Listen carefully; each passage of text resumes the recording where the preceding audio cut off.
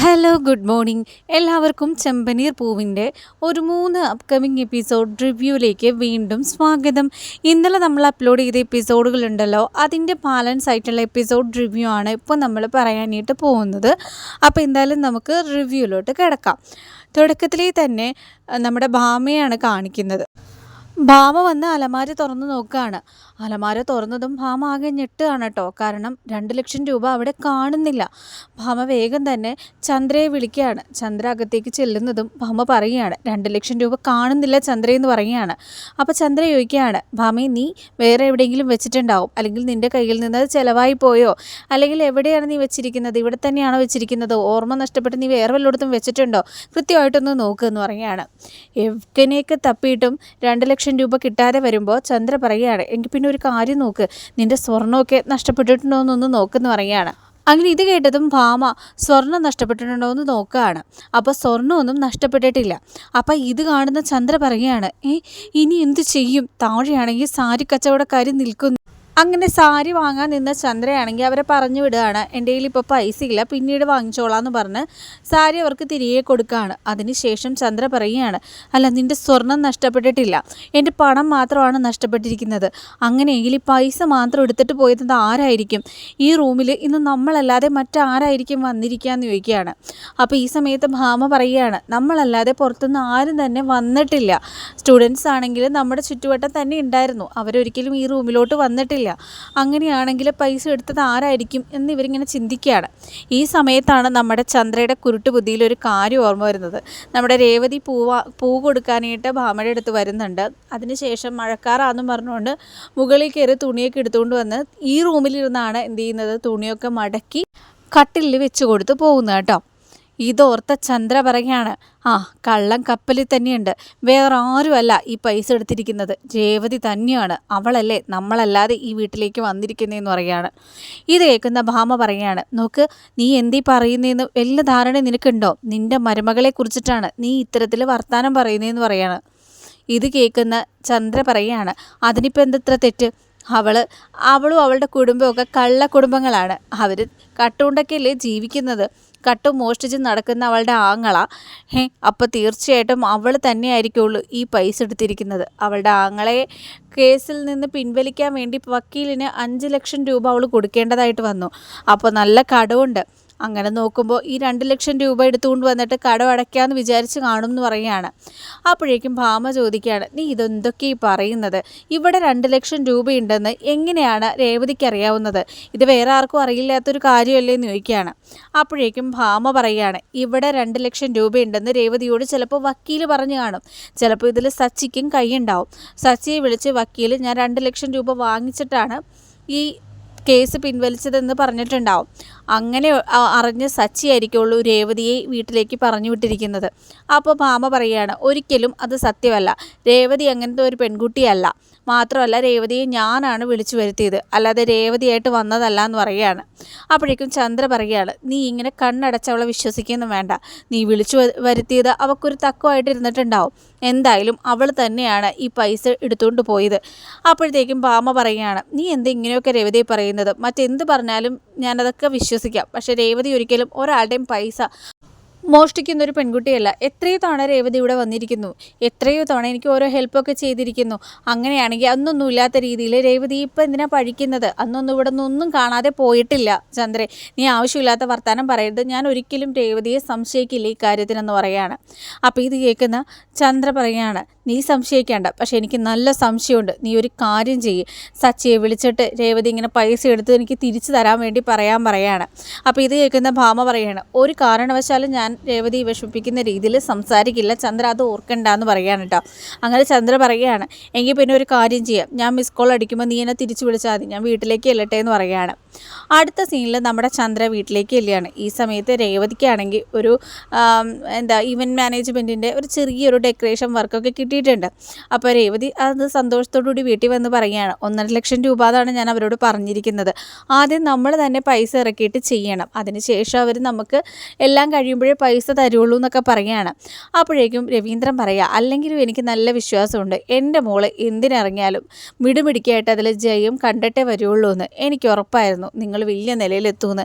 അതിൻ്റെ ആദ്യപടി തന്നെയാണ് ഇതൊക്കെ എന്നൊക്കെ ഇങ്ങനെ പറയാണ് കേട്ടോ. അപ്പോൾ ഈ സമയത്താണ് ചന്ദ്ര പുറത്തുനിന്ന് ഇങ്ങനെ കയറി വരുന്നത്. അപ്പോൾ സച്ചി പറയുകയാണ്, എടി പൈസ നമ്മൾ 1 ലക്ഷത്തോളം ഒപ്പിക്കണമല്ലോ, അതിനൊന്നും യാതൊരു കുഴപ്പമില്ല, എങ്ങനെയെങ്കിലും നമുക്ക് 1 ലക്ഷം രൂപ ഒപ്പിക്കാം, നീ അവർക്ക് ഓർഡർ കൊടുത്തോളാൻ പറയുകയാണ്. അപ്പോൾ ഇത് കേൾക്കുന്ന ചന്ദ്രയാണെങ്കിൽ ഓർഡർ കൊടുത്തോളാനല്ല, ഓർഡർ വാങ്ങിച്ചോളാൻ പറയുകയാണ്.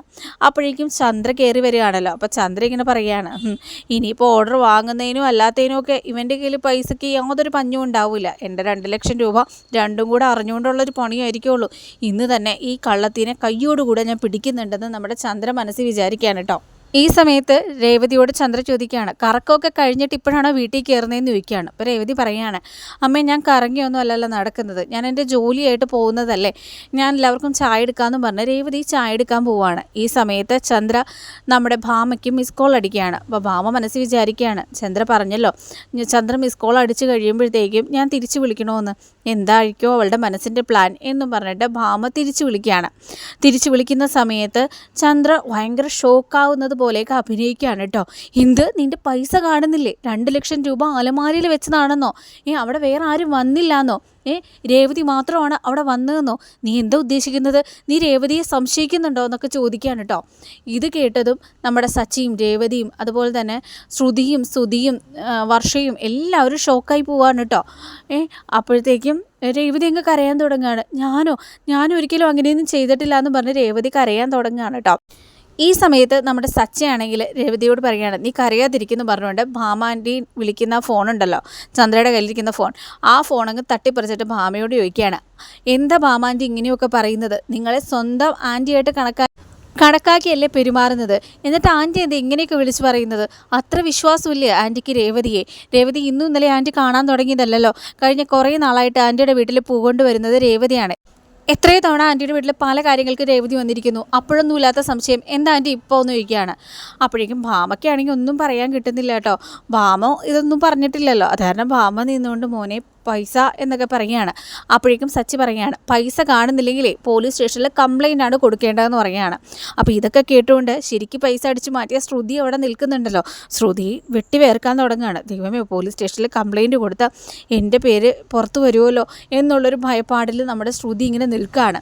അങ്ങനെ സച്ചി ഫോൺ അങ്ങ് കട്ട് ചെയ്യുകയാണ്. ഈ സമയത്ത് സച്ചി അമ്മയോട് ചോദിക്കുകയാണ്, എന്താ അമ്മ പറഞ്ഞു വരുന്നതെന്ന് ചോദിക്കുകയാണ്. അപ്പോഴേക്കും ചന്ദ്ര പറയുകയാണ്, അതെ, ഭാമയുടെ പൈസ കാണുന്നില്ല, 2 ലക്ഷം രൂപ അവളുടെ മകൻ അവൾക്ക് അയച്ചു കൊടുത്ത പൈസയാണ്, ആ പൈസ കാണാതെ പോയി, ഞങ്ങളുടെ ഡാൻസ് പഠിപ്പിക്കുന്ന കുട്ടികളും രേവതിയും മാത്രമാണ് ആ വീട്ടിലേക്ക് എക്സ്ട്രാ വന്നിട്ടുള്ളൂ, പിന്നെ എൻ്റെ ഡാൻസ് പഠിപ്പിക്കുന്ന കുട്ടികളൊക്കെ നല്ല കുട്ടികളാണ്, അവരാരും അങ്ങനത്തെ പരിപാടി ചെയ്യാനായിട്ട് പോകുന്നില്ല, പിന്നെയുള്ളത് ഇവളാണ്, ഈ പൂ കെട്ടുന്നവളാണ്, ഇവൾ മാത്രമായിരിക്കുള്ളൂ ആ പൈസ എടുത്തിട്ടുണ്ടെങ്കിൽ എടുക്കാനായിട്ടുള്ള സാധ്യതയുള്ളൂ എന്ന് പറയുകയാണ്. അപ്പോൾ ഇത് കേൾക്കുന്ന രവീന്ദ്രൻ പറയുകയാണ്, ചന്ദ്രേ നീ ഇതെന്താ ഈ പറയുന്നതെന്ന് വല്ല ബോധം ഉണ്ടോ എന്ന് ചോദിക്കുകയാണ്. അപ്പോഴേക്കും ചന്ദ്ര പറയുകയാണ്, നല്ല ബോധത്തിൽ തന്നെയാണ് ഞാനീ പറയുന്നത്, എനിക്കിപ്പോൾ 2 ലക്ഷം രൂപ വേണം, നിങ്ങളൊന്ന് പറ, എടുത്തിട്ടുണ്ടെങ്കിൽ അവളോടെങ്കിൽ തരാൻ പറയാമെന്ന് പറയുകയാണ്. അപ്പോൾ ഇത് കേൾക്കുന്ന നമ്മുടെ രേവതി പറയുകയാണ്, അമ്മ എന്തിനാ അമ്മ ഇങ്ങനെയൊക്കെ പറയുന്നത്, ഞാൻ അങ്ങനെ ചെയ്തിട്ടില്ല, ഞാൻ അങ്ങനെ ചെയ്യുമെന്ന് അമ്മ വിശ്വസിക്കുന്നുണ്ടോ എന്ന് ചോദിക്കുകയാണ്.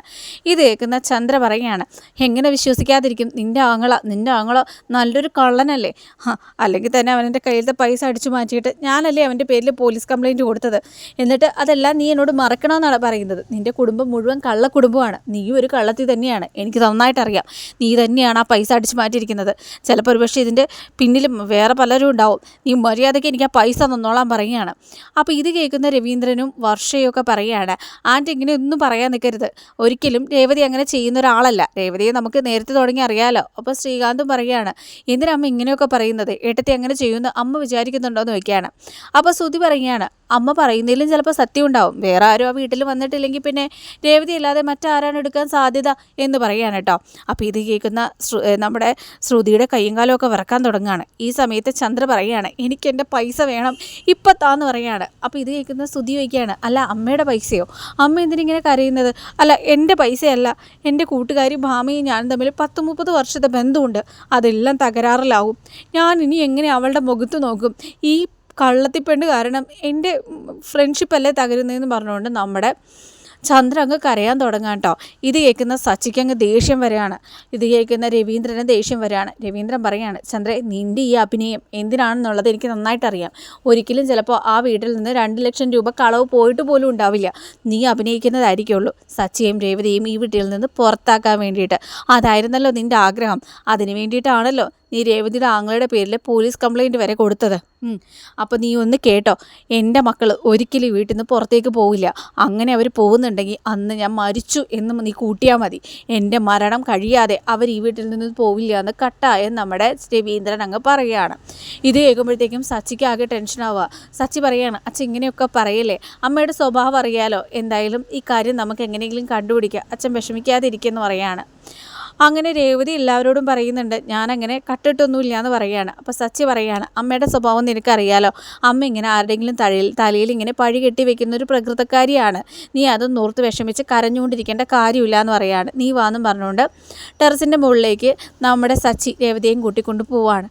ഈ സമയത്ത് രേവതി ഭയങ്കരമായിട്ട് കരയുകയാണ്. എന്നിട്ട് പറയുകയാണ്, ഞാൻ ഒരിക്കലും ഇങ്ങനെയൊന്നും ചെയ്തിട്ടില്ല, ഒരിക്കലും ഞാൻ അങ്ങനെ ചിന്തിച്ചിട്ട് പോലുമില്ല.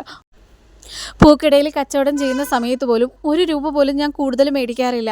അർഹിക്കുന്ന കാശ് മാത്രമേ വാഴുള്ളൂ എന്ന് എന്നോട് എൻ്റെ അച്ഛൻ എപ്പോഴും പറയാറുണ്ട്. ഞാൻ ആ ഒരു രീതിയിൽ ജീവിക്കുന്ന ആളാണ്. എന്നിട്ട് ഈ കള്ളപ്പഴി ഞാൻ കേൾക്കേണ്ടി വന്നല്ലോ സച്ചിയേട്ടാ. കള്ളപ്പഴി അമ്മ പറഞ്ഞാലും എനിക്ക് കുഴപ്പമുണ്ടായിരുന്നില്ല. ഭാമാൻ്റി വരെ എന്നെ സംശയിച്ചല്ലോ. ഞാൻ അവരെൻ്റെ സ്വന്തം ആൻറ്റിയായിട്ടല്ലേ കണക്കാക്കിയത്. എന്നിട്ടും അവരെന്തുകൊണ്ടാണ് എന്നെ ഇങ്ങനെ കള്ളത്തിയാക്കിയത് എന്നൊക്കെ ഇങ്ങനെ പറഞ്ഞുകൊണ്ട് നമ്മുടെ രേവതി കരയാണ്. അപ്പോൾ ഈ സമയത്ത് നമ്മുടെ സച്ചി പറയാണ്, എൻ്റെ പൊന്നു രേവതി നീ കരയാതിരിക്കുക. ഭാമാൻ്റി ആണോ ആ പറഞ്ഞതെന്ന് ആർക്കറിയാം. അമ്മ തന്നെ പറയുന്നു, അമ്മ തന്നെ കരയുന്നു, അമ്മ തന്നെ ഓരോന്ന് വിളിച്ചു പറയുന്നു. ഭാമാൻ്റി ഒരിക്കലും അങ്ങനെ പറയാനുള്ള സാധ്യതയില്ല. കാരണം ഭാമാൻ്റി ഒരിക്കലും ഒരാളുടെയും മനസ്സ് വിഷമിപ്പിക്കുന്ന രീതിയിൽ സംസാരിക്കാറില്ല. അമ്മ തന്നെ പണ്ട് തൊട്ടേ എന്തെങ്കിലുമൊക്കെ നമ്മുടെ മനസ്സ് വിഷമിക്കുന്ന രീതിയിൽ പറഞ്ഞാൽ തന്നെ ഭാമാൻ്റി അതിന് സൈഡ് നിൽക്കാറില്ല. അങ്ങനെ പറയരുത് ചന്ദ്രനെ ഭാമാൻ്റി പറയാറുള്ളൂ. അങ്ങനെയെങ്കിലും ഭാമാൻ്റി ആവില്ല ഇങ്ങനെയൊക്കെ പറഞ്ഞിട്ടുണ്ടാവുക. അമ്മയുടെ മനസ്സിലെ സങ്കല്പം അമ്മ വിളിച്ചു പറഞ്ഞതാവാനാണ് സാധ്യത. എന്തായാലും ഞാൻ ഭാമാൻ്റിനെ ഒന്ന് കാണട്ടെ എന്ന് പറയുകയാണ്. അപ്പോൾ രേവതി പറയുകയാണ്, ഞാൻ ഇനി എന്ത് ചെയ്യാനാ സച്ചിയേട്ടാ, ഇതെങ്ങാനും ഞാൻ പൂ കൊടുക്കുന്ന വീടുകളിൽ ആരെങ്കിലും അറിഞ്ഞാൽ ഇനി എനിക്ക് പൂ കൊടുക്കാൻ പറ്റുമോ? പലപ്പോഴും പൂ കൊടുക്കാൻ പോകുമ്പോൾ അവർ തന്നെയാണ് പൂജാ റൂമിൽ എന്നോട് പൂ വയ്ക്കാൻ പറയുന്നത്. ഞാനാണ് പലപ്പോഴും പല വീടുകളിലും കയറി പൂ വയ്ക്കുന്നത് തന്നെ. ഇനിയിപ്പോൾ അവരുടെ വിശ്വസ്തതയൊക്കെ നഷ്ടപ്പെടില്ലേ എന്ന് ചോദിക്കുകയാണ്. അപ്പോൾ സച്ചി പറയുകയാണ്, പ്രശ്നങ്ങൾ ഇങ്ങനെ വരെയും പോവുകയൊക്കെ ചെയ്യും എന്ന് വിചാരിച്ച് ഇങ്ങനെ കരഞ്ഞുകൊണ്ടിരുന്നിട്ട് ഒരു കാര്യമില്ല. നീ എന്താ നിൻ്റെ വീട്ടിലോട്ട് പോകുന്നുണ്ടോ? വേണമെങ്കിൽ വീട്ടിലേക്ക് പൊയ്ക്കോളാൻ പറയുകയാണ്. അപ്പോൾ രേവതി ചോദിക്കുകയാണ്, സച്ചിയേട്ടൻ എന്നെ സംശയിച്ചുകൊണ്ടാണോ ഈ പറയുന്നത്? ഞാൻ വീട്ടിൽ ചെന്ന് നിൽക്കാനാണോ പറയുന്നതെന്ന് ചോദിക്കുകയാണ്. അപ്പോഴേക്കും സച്ചി പറയുകയാണ്, എൻ്റെ പൊന്നു രേവതി, ഞാൻ അങ്ങനെയല്ല പറഞ്ഞത്. ഇവിടെ നിന്ന് കഴിഞ്ഞാൽ അമ്മ എന്തെങ്കിലും അതും ഇതൊക്കെ പറഞ്ഞ് നിന്നെ കുത്തി കാണിച്ചുകൊണ്ടിരിക്കും. വീട്ടിലാണെങ്കിൽ സമാധാനമായിട്ട് നിൽക്കാമല്ലോ, അതുകൊണ്ടേ പറഞ്ഞെന്നുള്ളൂ എന്ന് പറഞ്ഞാൽ അതുകൊണ്ടാണ് പറഞ്ഞതെന്ന് സച്ചി പറയുകയാണ്. ഈ സമയത്ത് രേവതി പറയുകയാണ്, വേണ്ട എൻ്റെ വീട്ടിൽ ആരും അറിയണ്ട. കാരണം അല്ലെങ്കിൽ തന്നെ ഇപ്പോഴാണ് ശരത്തിൻ്റെ പ്രശ്നമൊക്കെ ഒന്ന് മാറിയത്. ഇപ്പോഴായിരിക്കുള്ള അമ്മയും അനിയത്തിയൊക്കെ സമാധാനമായിട്ട് അവിടെ ഇരിക്കുന്നത്. ഇനിയിപ്പോൾ എന്നെ കൂടി ഇങ്ങനെ പെടുത്തിയെന്ന് അറിഞ്ഞു കഴിഞ്ഞാൽ അമ്മയ്ക്ക് ഒട്ടും സമാധാനം കിട്ടില്ല. അതുകൊണ്ട് അവരൊന്നും അറിയണ്ടെന്ന് പറയുകയാണ്. ഞാൻ ഇവിടെ തന്നെ നിന്നോളാം എന്ന് പറയുകയാണ് കേട്ടോ. അങ്ങനെ സച്ചി എന്ത് ചെയ്യുകയാണെന്ന് വെച്ചാൽ അടുത്ത സീനിൽ നേരെ ഭാമയുടെ അടുത്ത് ചെല്ലുകയാണ്. ഭാമയുടെ വീട്ടിൽ ചെല്ലുന്നതും ഭാമ സച്ചിയെ കാണുമ്പോഴത്തേക്കും ഞെട്ടാണ് കേട്ടോ. അപ്പോൾ ഭാമ പറയുകയാണ്, എന്താ മോനെ സച്ചി നീ ഇങ്ങോട്ട് വന്നേ? അല്ല ആൻറ്റി, എനിക്ക് കുറച്ച് കാര്യങ്ങൾ അറിയാനുണ്ടായിരുന്നു. അതറിയാൻ വേണ്ടിയിട്ടാണ് ഞാനിവിടെ വന്നത്. ആൻറ്റി കേട്ടിട്ടുണ്ടാവുമല്ലോ പ്രശ്നങ്ങൾ എന്തൊക്കെയാണെന്നുള്ളത്. അമ്മ പറഞ്ഞറിഞ്ഞു ആൻറ്റിയുടെ 2 ലക്ഷം രൂപ കാണാതെ പോയിന്ന്. രേവതിയാണെങ്കിൽ ഭയങ്കര കരച്ചിലാണെന്ന് പറയുകയാണ്. അപ്പോഴേക്കും ഭാമ പറയുകയാണ്, ആ മോനെ 2 ലക്ഷം രൂപ പോയി, രേവതിയോട് കരയണ്ടെന്ന് പറഞ്ഞേക്ക്, എല്ലാത്തിനും ഒരു പരിഹാരം ഉണ്ടല്ലോ എന്ന് പറയുകയാണ്. അപ്പോഴേക്കും സച്ചി പറയുകയാണ്, 2 ലക്ഷം രൂപ പോയതിന് വേണ്ടിയിട്ടല്ല അവൾ കരയുന്നത്. വേറെ ആരെങ്കിലും അവളെക്കുറിച്ച് കുറ്റം പറഞ്ഞിരുന്നെങ്കിലും അല്ല അമ്മ പറഞ്ഞിരുന്നെങ്കിലും അവൾക്കൊരു കുഴപ്പമുണ്ടായിരുന്നില്ലായിരുന്നു. പക്ഷെ ഭാമാൻ്റിയെ സ്വന്തം ആൻറ്റിയായിട്ടാണ് അവൾ കണക്കാക്കിയിരുന്നത്. ഭാമാൻ്റി ഒരിക്കലും ഇങ്ങനെ പറയുമെന്ന് വിചാരിച്ചില്ല. അവൾ എത്ര കാലമായിട്ട് ഭാമാൻ്റിക്ക് അറിയാം. അവൾ ഭാമാൻ്റിയുടെ കയ്യിൽ നിന്ന് പൈസ മോഷ്ടിച്ചിട്ട് പോകുന്നൊരു പെണ്ണാണെന്ന് ഭാമാൻ്റിക്ക് തോന്നുന്നുണ്ടോ എന്ന് ചോദിക്കുകയാണ്. ഇത് കേൾക്കുമ്പോഴത്തേക്കും ഭാമയ്ക്ക് എന്ത് പറയണമെന്ന് കിട്ടില്ല കേട്ടോ. ഭാമ ആകെ ഇങ്ങനെ മിണ്ടാതെ നിൽക്കുകയാണ്. അപ്പോൾ സച്ചി ചോദിക്കുകയാണ്, ആൻറ്റിയുടെ കയ്യിൽ നിന്ന് പൈസ നഷ്ടപ്പെട്ടിട്ടുണ്ടെങ്കിൽ ആൻറ്റി പോലീസ് കംപ്ലയിൻറ്റ് കൊടുക്കണം. ഇനി രേവതിയുടെ ഭാഗത്ത് ആൻറ്റിക്ക് എന്തെങ്കിലും കള്ളത്തരം തോന്നുന്നെങ്കിൽ അവളുടെ പേരിലും കൂടെ നിങ്ങൾ കംപ്ലയിൻറ്റ് കൊടുത്തോ. അങ്ങനെയാണെങ്കിൽ പോലീസ് അന്വേഷിച്ചിട്ട് ശരിയായിട്ടുള്ള പ്രതിയെ കണ്ടുപിടിക്കും. അല്ലെങ്കിൽ രേവതിയുടെ ഭാഗത്ത് തന്നെ എന്നും പഴി നിലനിൽക്കും. അതുകൊണ്ട് ആൻറ്റി ഇത് ചെയ്തേ മതിയാവുള്ളൂ എന്ന് പറയുകയാണ്. അപ്പോൾ ഇത് കേൾക്കുന്ന ഭാമ പറയാണ്, മോനെ പോലീസിനെ ഒന്നും വിളിക്കേണ്ട, അതിൻ്റെ ആവശ്യമില്ല എന്ന് പറയാണ്. അപ്പോൾ സച്ചി പറയാണ്, ആൻറ്റിക്ക് ആവശ്യമില്ല, പക്ഷേ എൻ്റെ ഭാര്യയുടെ മേലെയുള്ള പഴി അതെന്തായാലും പോകണം, അതിന് വേണ്ടിയിട്ട് ഞാൻ വിളിക്കും എന്ന് പറഞ്ഞുകൊണ്ട് സച്ചി വിളിക്കാൻ പോകുമ്പോഴത്തേക്കും ഭാമ സമ്മതിക്കില്ല കേട്ടോ. മോനെ അതെൻ്റെ പൈസയല്ല, എനിക്ക് കിട്ടിയ പൈസയല്ല, അത് നിൻ്റെ അമ്മയുടെ പൈസയാന്ന് പറയാണ്. ഇത് കേൾക്കുന്ന സച്ചി പറയാണ്, ആൻറ്റി എന്തൊക്കെയാണ് പറയുന്നത്, അമ്മയുടെ കയ്യിൽ 2 ലക്ഷം രൂപ എന്നോ, എങ്ങനെ അമ്മയുടെ കയ്യിൽ 2 ലക്ഷം രൂപ വന്നേന്ന് ചോദിക്കുകയാണ്.